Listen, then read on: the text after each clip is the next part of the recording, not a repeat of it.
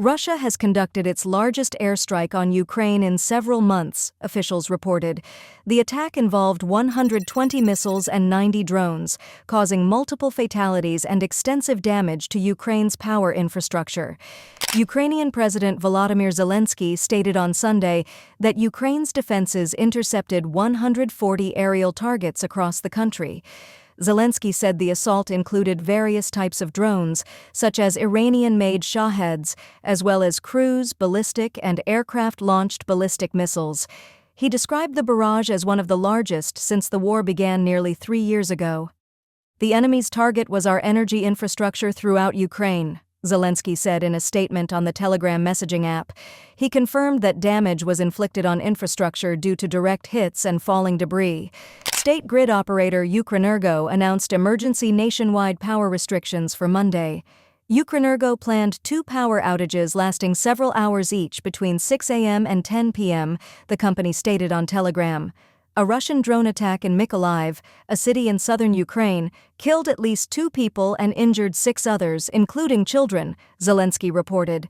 Zelensky noted that all areas of Mykolaiv were left without power after the attack. Poland, a NATO member bordering Ukraine to the west, deployed its air force as a precautionary measure. Explosions were reported across Ukraine on Sunday, including in Kyiv, Odessa, and regions in the west and center of the country.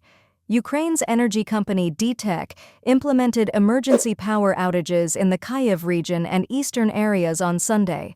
Earlier, Energy Minister German Galushchenko stated that Russian forces targeted electricity generation and transmission facilities across Ukraine.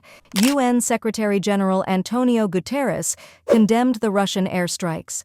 Guterres asserted that attacks against civilians and civilian objects are violations of international humanitarian law.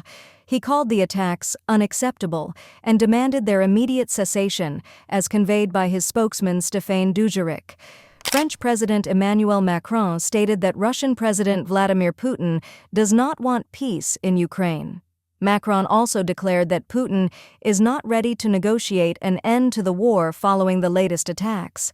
European Commission President Ursula von der Leyen reiterated that Ukraine could rely on the European Union for help following the attack. She condemned the attacks, calling them horrible and highlighting the destruction of civilian energy infrastructure. Von der Leyen affirmed that Ukraine could rely on EU support for as long as necessary. She pledged particular assistance to Ukraine in addressing energy infrastructure challenges during the winter. Speaking in Brazil, von der Leyen added that Ukraine can count on us ahead of the G20 summit in Rio de Janeiro.